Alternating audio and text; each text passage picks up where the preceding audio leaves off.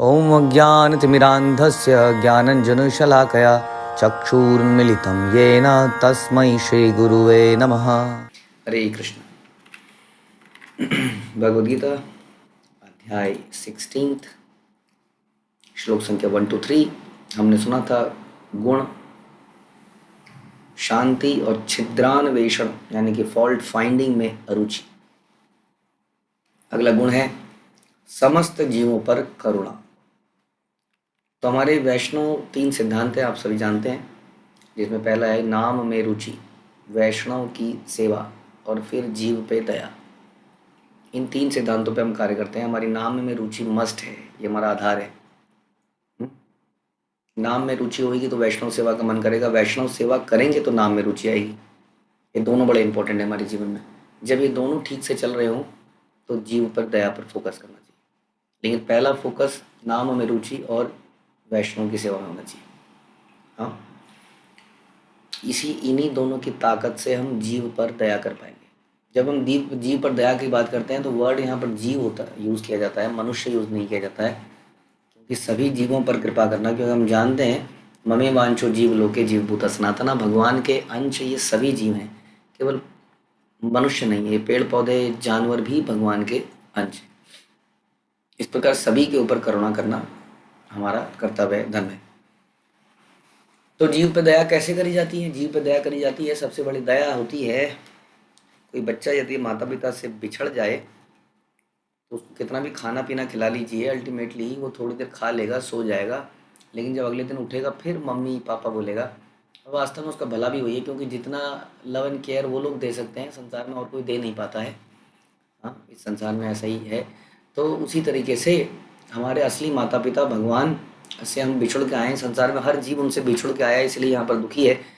हम यही मानते हैं कि भगवान से कनेक्ट कर देना ही योग कहलाता है, और यही योग करने का हम प्रयास करते हैं। यदि जीवों पे कल्याण करना है तो उन्हें उस खोए हुए माता पिता से मिलाना पड़ेगा, who is none other than Krishna.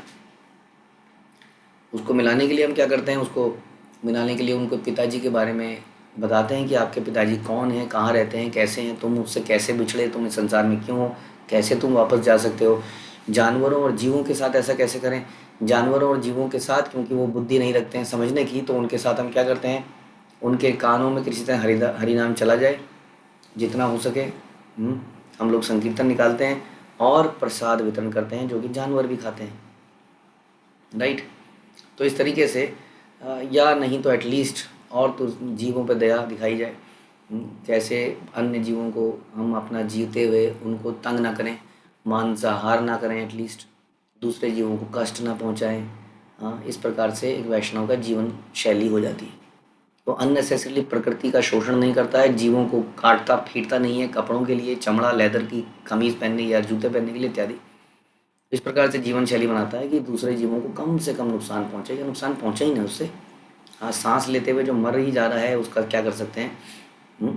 इस प्रकार से उसके जीवन की शैली बन जाती है। तो जीवों पर दया बड़ा इंपॉर्टेंट हमारा वैष्णव सिद्धांत है, जिसमें कि मुख्य सिद्धांत क्या है कि कैसे हम सभी को भगवान से कनेक्ट कर सकें, तो that everybody can go back to godhead. This is the हमारा वन ऑफ द जो 3 फंडामेंटल प्रिंसिपल है, उनमें से एक है जीवे दया। उसके बाद है लोभ विहीनता। लोभ विहीनता, लोभ जो है आता है इच्छाओं से। तो जब इच्छाएं, हम कई बार चर्चा कर चुके हैं, इच्छाएं जब पूरी नहीं होती हैं तो क्रोध डेवलप होता है, जब इच्छाएं पूरी हो जाती हैं तो, बहुत ही इच्छाओं की बात कर रहे हैं, तो लोभ डेवलप होता है। कभी भी ऐसी स्थिति नहीं आती कि इच्छाएं हमारी संतुष्ट हो जाएं। इसलिए ऐसा नहीं है कि अगर आप 60 साल तक खूब खाएंगे कमाएंगे उसके बाद आपके अंदर विरक्ति पैदा हो जाएगी और फिर आप भगवदगीता को पढ़ेंगे और उसके बाद नाम जप करेंगे। ऐसा कभी हमने नहीं होते हुए देखा। 90 साल का एक बूढ़ा जो मरने वाला है वो भी किसी स्त्री की फ़ोटो देखकर मचल जाता है, हमने ऐसा देखा है खुद ही। उसके हाथ में कोई मोबाइल की कुछ तस्वीरें दिखा दो, चुपके से बूढ़ा भी देखने को तैयार हो जाता है। कहते हैं पेट में आंत नहीं और मुंह में दांत नहीं है, फिर भी वो मचलता है खूब। काम, उसको काम समाप्त नहीं होता है, उसका शरीर समाप्त हो जाता है, उसके अंदर से काम की भावना समाप्त नहीं होती। तो इस प्रकार से ऐसा नहीं है कि इच्छाओं की पूर्ति करते रहेंगे तो इच्छा हृदय संतुष्ट हो जाएगा। इसलिए इन इच्छाओं को ही कन्वर्ट करना पड़ेगा। इन इच्छाओं को यदि हम स्पिरिचुअल नहीं बना देंगे तो या तो क्रोध क्रोध डेवलप करेंगे, नहीं तो लोभ डेवलप कर देंगे। लोभ बड़ा खतरनाक चीज़ है, क्योंकि लोभ बढ़ता ही जाता है। लोभ का नाम ही ऐसा है ना, वो लोभ है, वो बढ़ता चला जाता है, बढ़ता चला जाता है, बढ़ता, और आदमी को पागल बना देता है। हम्म? इतना पागल बना देता है कि उसकी बुद्धि काम करना बंद कर देती है। ऐसा आपने सुना ना, ग्रीडी डॉग, उसके मुंह में एक रोटी थी, उसने पानी में देखा एक दूसरे एक है ना, कुत्ते के मुंह में एक और रोटी है, तो उसने सोचा मेरी रोटी तो मेरी है, क्यों ना इसकी रोटी को छीनूं। लोभ। तो उसकी रोटी को छीनने के लिए अपना मुंह खोलता है, ये वाली रोटी पानी में गिर जाती है, दूसरी रोटी होती नहीं है, वो तो पानी की परछाई थी, दोनों रोटी चली जाती है। लोभ इस प्रकार से बुद्धि का सर्वनाश कर देता है। हम्म, या आदमी आगे जाके लस्ट और हवस, ऐसे ऐसे ऐसे शब्द इसी से निकलते हैं। तो इसको प्रारंभ में ही कंट्रोल करना पड़ेगा, इच्छाओं के लेवल पे ही। यदि ये इच्छाओं को पूरा करके हम बचपन में सोचते हैं क्या है, बच्चा ही तो है, थोड़ा सा खिला देंगे तो क्या हो जाएगा, थोड़ा सा ये कर देंगे तो क्या हो जाएगा, है ना, अक्सर हम बोलते हैं बच्चा ही तो है। तो ध्यान रखिए, वहीं से वो लोभ डेवलप होना शुरू हो जाता है, बचपन से ही। और फिर वो ऐसा बन जाता है कि वो अनकॉन्करेबल हो जाता है। एक समय पर उसकी इंद्रियां बड़ी हो जाती हैं, बच्चा बड़ा हो जाता है, समझाए समझता नहीं, फिर वो करता है, फिर वो आदत से मर भी जाता है। हम देखते हैं कितने लोग बड़े होने तक ऐसी गंदी आदतें पाल लेते हैं, कई बार वो रोते हैं ज़ोर ज़ोर से, क्योंकि उन आदतों को छोड़ने से वो मजबूर हो चुके हैं और छोड़ ही नहीं पाते हैं, बहुत बुरी बुरी आदतें लग जाती हैं। हुँ? यही है कि यदि इन इच्छाओं को प्रारंभ में ही, लेकिन हमें लगता है अरे मेरा ही तो बच्चा है, हमने अपना जीवन इतनी किल्लत में गुजारा, मेरा बच्चा इतने किल्लत में क्यों गुजारे, है ना। हम अपने चाहते हैं कि हमारे बच्चों को दुनिया भर की सुविधाएं मिल जाएं, हाँ, उनकी इच्छाएं सारी जो मुंह से बोलें और वहाँ इच्छा पूरी हो जाए। ये लो ऑर्डर करो ऑनलाइन, फट से घर में आ गया, क्या चाहिए, ये चाहिए, अच्छा ये लो ऑनलाइन, फट से घर में आ गया। इससे क्या होता है, धीरे धीरे लोभ क्रिएट होता है और फिर वो इररेजिस्टिबल हो जाता है। इसलिए इसको हमें पहले ही अपने चिंतन से, मनन से, भगवान के ध्यान से इन इच्छाओं को आध्यात्मिक बनाना पड़ेगा। तो क्रोध, लोभहीनता एक गुण है, हमारे अंदर लोभ नहीं होना चाहिए। हाँ, लोभ हमारे अंदर है कि नहीं कैसे पता चलेगा, if we have desire to accumulate more and more, हमारी भूख इतनी है लेकिन हम इतना इकट्ठा करना चाहते हैं। हमारी प्लेट में यदि कोई रोटी देने आ रहा है, खाना देने आ रहा है, मना नहीं कर पाते उसको, डाल दो प्रभु जी, पता लगे बाद में आए ना आए। हम्म, कई बार ऐसा होगा कि आदमी जब खाने लगेगा तो रोकेगा नहीं किसी को डालते हुए, लोभ के कारण, लेकिन खाते खाते खाते उसका पेट फट जाएगा, उसके बाद उसको खाया नहीं जाएगा, या तो ज़बरदस्ती मुंह में ठूसेगा या उसको फेंक देगा। ये लोभ का लक्षण है कि हमारे प्लेट में डाला जा रहा है, हम मना नहीं कर पा रहे। हमें जॉब मिल रही है, हम जॉब में जा रहे हैं और जॉब में हायर एंड हायर सैलरी मिलती जा रही है, हम सैलरी को एक्सेप्ट करते जा रहे हैं। उस सैलरी के कारण कहीं हमारी ट्रांसफ़र हो जा रही है, उस सैलरी के कारण हमारी रिस्पॉन्सिबिलिटी बहुत बढ़ जा रही है, हमारे टाइमिंग्स, ऑफिस आवर्स बढ़ते जा रहे हैं। बट बिकॉज वो जो लोभ था हमारा पैसे के लिए, हम मना ही नहीं कर पा रहे। हम परेशान भी हैं, हम कहते हैं मर गया यार, बॉस बना दिया, मैनेजर बना दिया, तब से मेरी हालत ख़राब हो गई, तो मना कर दो, मना नहीं कर पाते हैं लोभ के कारण, छोड़ ही नहीं पाते हैं, वो मुंह में ऐसा लग जाता है। ये भी एक लक्षण है। हाँ, आती हुई किसी मना नहीं कर पाते हम, कोई चीज़ अगर हमें आ रही है तो आंधे आंधे ला ला ला ला ला ला, तो लाला लाला बन जाता है वो, ला ला। तो हम मना नहीं कर पाते, नो इनफ, नहीं जी अब प्रसाद नहीं पाऊंगा। अरे आइसक्रीम तो रहेगी, नहीं जी अब प्रसाद नहीं पाऊंगा। हाँ, नहीं नहीं आइसक्रीम तो कहीं भी सेट हो जाएगी, घुस जाएगी। हम मना कर पाते हैं, नहीं कर पाते, लोभ के कारण। जब कुछ हमें प्राप्त होता है तो हम सोच नहीं पाते कि what is right and what is wrong. तो ऐसे छोटे छोटे हमने एग्जाम्पल दिए, छोटे छोटे एग्जाम्पल से पता चलेगा कि हमारे अंदर लोभ है या लोभ नहीं है। तो लोभ विहीनता, मेरे पास कपड़े हैं लेकिन फिर भी कपड़े लेने का मन करता है, हम कपड़े ले ही लेते हैं, अलमारियाँ भर जाती हैं, एक अलमारी, दो अलमारी, तीन अलमारी भर गई, पराया। कई बार लोग बोलते हैं कि एक अलमारी और चाहिए, हम कहते हैं कितनी अलमारी हैं, तीन अलमारी हैं, क्यों चाहिए। क्या होता है कि जितनी अलमारी होती हैं जब वो सारी भर जाती हैं तब आदमी फेंकता है। अगर दो अलमारी होती है, दो के बाद आदमी किसी को देना शुरू करता है, चार होंगी तो चार, 10 अलमारी किसी घर में होंगी तो जब तक वो 10 भर नहीं जाएंगी तब तक वो कोई ऑप्शन नहीं बचेगा, तब तक वो उन चीज़ों को निकाल के किसी को देगा नहीं कभी। वो इतना अटैच हो जाता है उन चीज़ों से, जब जगह ही नहीं बचती तब वो देने का प्रयास करता है, चाहे वो पहने या ना पहने। ये भी एक एग्जाम्पल है। तो ऐसे बहुत सारे एग्जाम्पल हो सकते हैं लोभ के। लोभ विहीनता, भक्त के अंदर लोभ नहीं होना चाहिए, क्योंकि संसार में जो भी वस्तु है वो हमारे साथ नहीं जाएगी, हम उसके मालिक नहीं हैं, इसका ध्यान रखना चाहिए। फिर है भद्रता।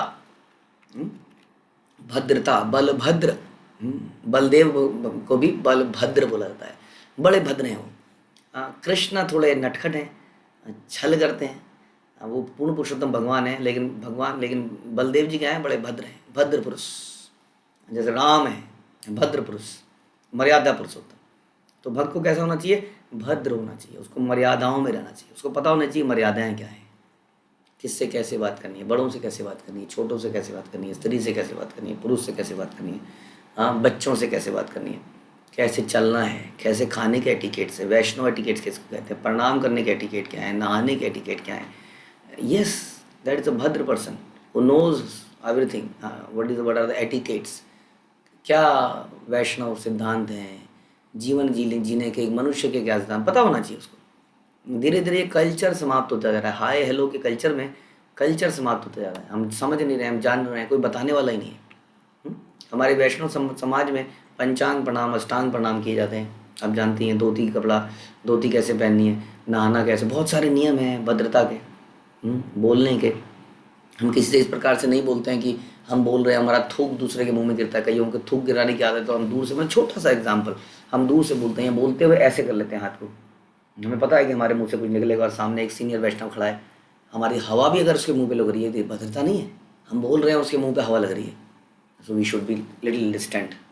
एकदम चिपक के बात करना अच्छी बात नहीं है।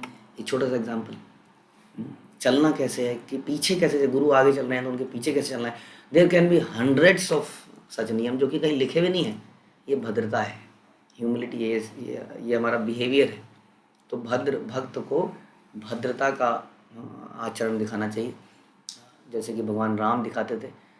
कैसे वो अपने से छोटों, मतलब एंटायर रामायण तो एक जीता जाता एग्जाम्पल है इसका, कि कैसे व्यक्ति को मर्यादा पुरुषोत्तम होना चाहिए। तो भक्त को अपार्ट फ्रॉम वैष्णव सिद्धांत जो कि माला करना, चैंटिंग, रीडिंग करना, भद्रता भी होनी चाहिए। ऐसा भक्त ऐसा नहीं होता कि वो माना कि कहीं बस में खड़ा है और उसमें खड़ा है, मेट्रो में खड़ा है, it is not caring about anybody, किसी के कान पे ही जप रहा है हरे कृष्णा, और वो बेचारा कान फट रहा है उसका। कृष्ण भावनामृत को किसी के ऊपर इम्पोज नहीं कर सकते, जबरदस्ती नहीं दे सकते। वो गाली देगा, भगवान को गाली देगा, वैष्णव गाली देगा, अपराध करेगा, और उसके अपराध के जिम्मेदार हम हो जाएंगे, वो हमेशा के लिए अपराधी बन जाएगा। इसलिए आचरण ऐसा नहीं होना चाहिए जो किसी को इरिटेट कर दे, किसी के ऊपर अपनी पर्सनैलिटी को इम्पोज कर दे। हाँ, चाहे हम मेट्रो में जा रहे हो, रेल में जा रहे हो, पब्लिक ट्रांसपोर्ट में जा रहे हो, कहीं भी जा रहे हो, यदि हमारा बिहेवियर किसी भी तरीके से दूसरे को इरिटेट करता है तो ये भद्रता नहीं है। हमारी लाउडनेस की वजह से, हमारी इनसेंसिटिविटी की वजह से, हम खा रहे हैं, चपड़ खा रहे हैं, सामने एक व्यक्ति देख रहा है, बड़ा अजीब सा लगता है कई बार। बहुत सारी चीज़ें हो सकती हैं। तो एक वैष्णव को भद्र होना चाहिए। तो बहुत इंपॉर्टेंट गुण यहाँ पर हम चर्चा कर रहे हैं, इन गुणों को आगे भी हम चर्चा करते रहेंगे। हरे कृष्णा। श्रील प्रभुपाद की जय, भगवद गीता की